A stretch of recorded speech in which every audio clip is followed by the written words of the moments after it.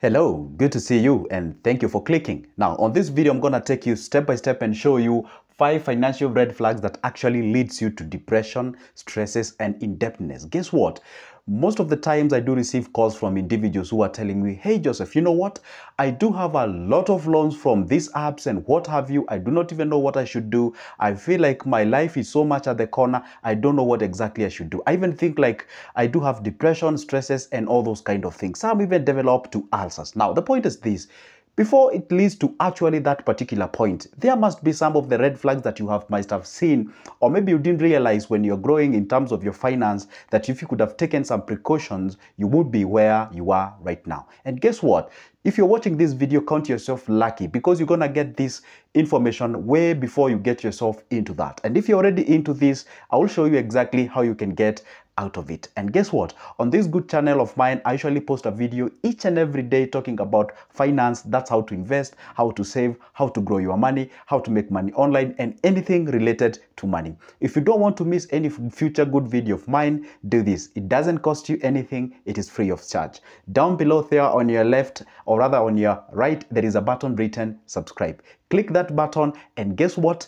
Turn that notification bell and like this video. And by only doing that, a whole YouTube will notify you whenever I upload a new good video. So without further ado, let's get into today's business. Now, what are these red flags? And guess what? I've made it easier for you because I've outlined them on a point form. So let's move each step by step. And by the way, the third point is actually quite a heavy one. All right, so let's get to it. Number one, punching above your weight. Can you imagine that? Punching above your weight. In simple terms, it means you're living above your means.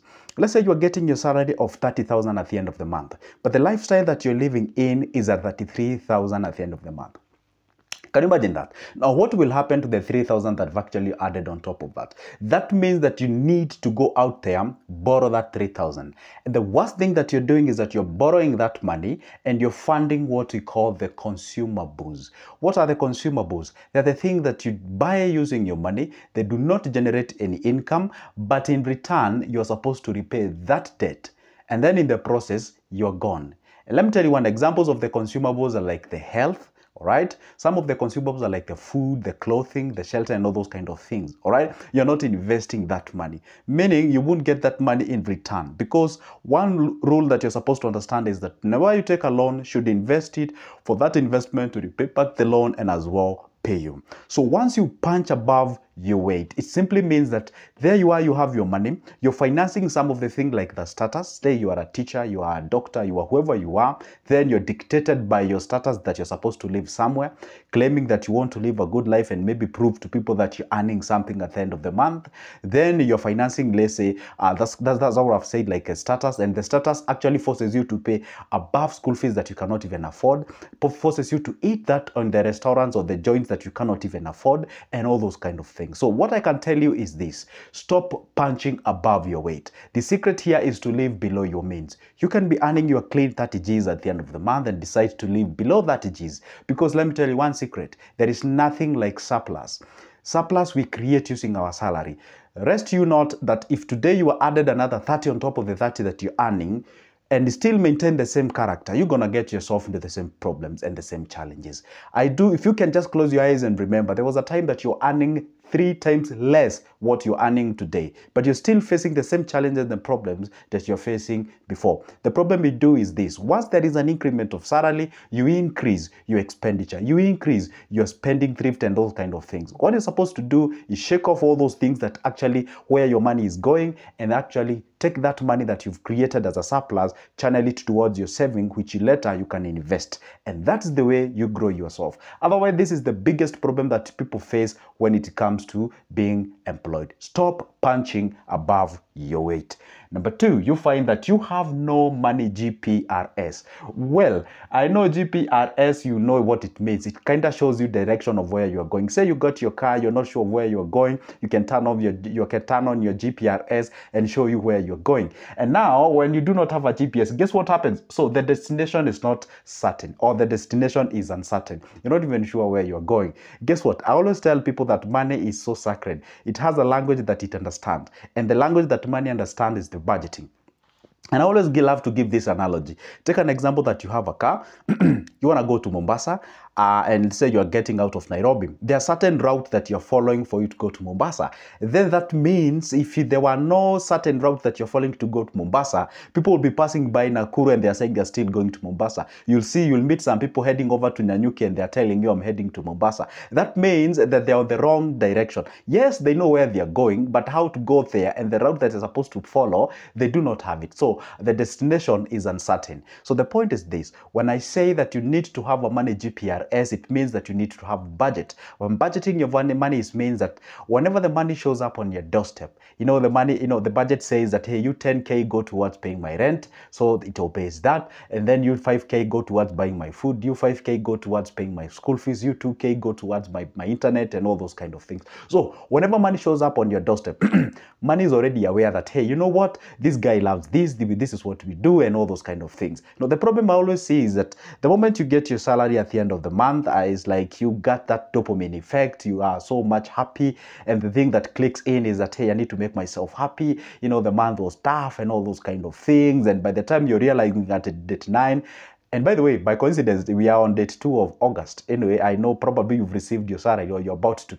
So by the time you're clocking date 10, 11, 12, 13, you're contemplating of getting an advance. Or if not an advance, if wherever you work does not offer that, then you're thinking of where you can visit the next Shylock as you head home to get that cologne, so that at least you can, once you get yourself in that kind of a lifestyle, it's gonna be very tough for you. And always be complaining about the government, where you are born from, who you are, where you work. You may tend to even think like, oh, maybe you are bewitched and all those kind of things. And let me tell you one secret: if you get it wrong at the beginning, let me tell you one secret, you're gonna get yourself into bigger problems. So those are the ones of the red flags that you're supposed to be very careful when you're progressing in life. Now let's go to the next point, which is our third point. And by the way, have you clicked this like on this video and have you subscribed? Do so, because this third one is the biggest, right? Thank you for doing that. Now, the other one, the most of your money decisions are emotional based.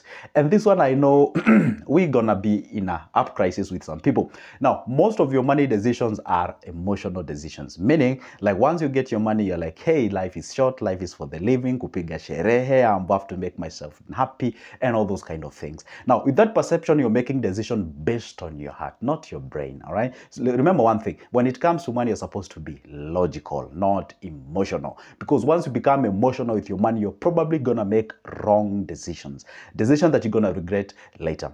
By the way, can you just do some what do you call sort of statistics analysis and what have you from the people who are employed at around excuse me, at around 14, 15, 16, 17, all the way to 30th or first, whatever they get paid. Most of them, they don't love their jobs. The morale is down. These guys, they don't even want to work. They feel like the bosses are getting too much money and all those kind of things. And do the same people an analysis when they get their salary. Most of them, they feel happy. They love their jobs. They feel like they can go back to another month to get another money and all those kind of things. So if you become more emotionally kind of controlling individual, you're gonna get yourself into DJs each and every time. And guess what happens? By the time you realize, there you are, the retirement is here 2 or 3 times in, or rather 2 to 3 years time, you're gonna retire. You got nothing that you've saved with your life, and there is no money under your name. So the point is this: cease making emotional based money decisions.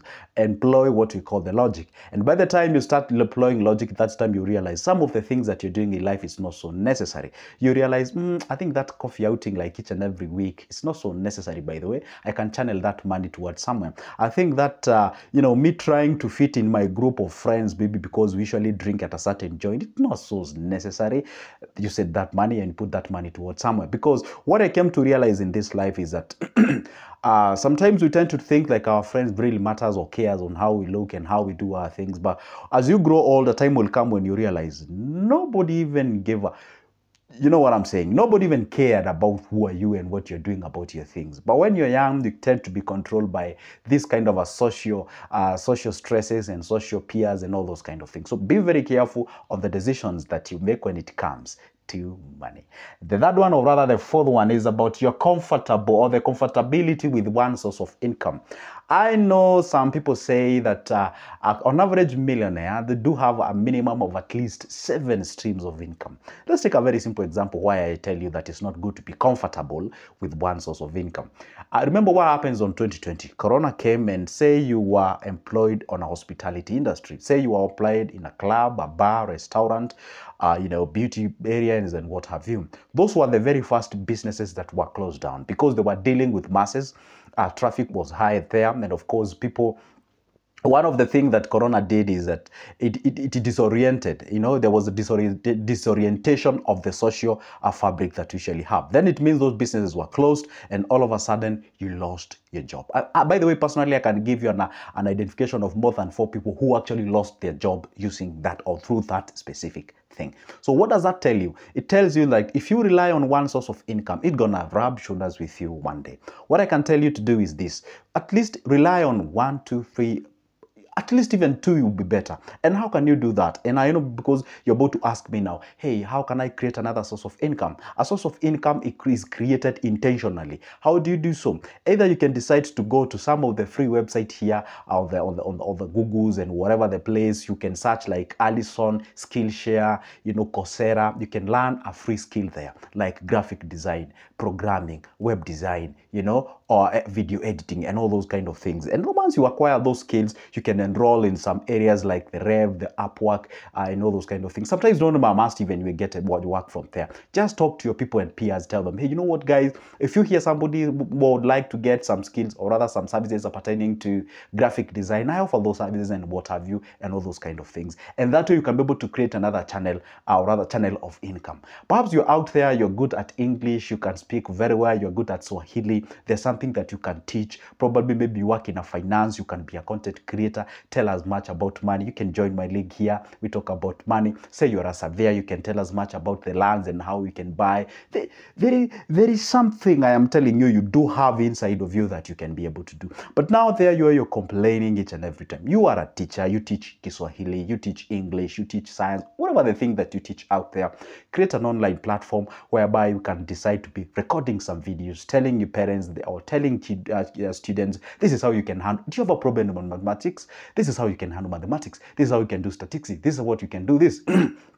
And in the process, don't look it from the money perspective. Create value inside of you. And once you get that value, when you start to realize a lot of DMs are coming to, hey, what do I do about this? Now attach value to that. Attach a certain price onto that. And that's how you create another source of income. But if you just enclose yourself to that cocoon of earning in a conventional way, you're gonna rub shoulders with life. That's how it goes. All right. The last but not the least is that you never save, hence no investing. Absolutely. It starts with saving, then to invest. If you do nothing about the saving, and you cannot be able to do saving because guess what? You're punching above your weight. So if you cease punching above your weight, you create a surplus, which in other terms is called the savings. Now the savings, you invest that savings. Now that savings creating another source of income. You get out of what we call one source of income, and then from there you have what you call the money GPRS, and then I'm telling you what, the destination will be certain. It's as simple as that. That's how kind of those notes or those points revolve around each other. Now those are just but 5 red flags that are actually there that can lead you to depression, stresses, and what have you. All right, you know what, that's the end of my video. But perhaps you feel like, hey, I would love to have a one-on-one conversation with you, Joseph. I offer those services. Don't worry. My number is on the description of this video. You can grab it. Give me a call. I offer those services for only a cup of coffee. Option 2, I do have booklets about investment, money management skills, personal finance. All right. I also have booklets about business ideas if you'd like to get started on business ideas. And a copy is only $280. Use the same number, give me a text or call, and then you get your copy. Guess what? For now, it's a goodbye. But before, don't forget to subscribe, like this video, and comment down below. Tell me what you think. For now, it's a goodbye. See ya in the next one.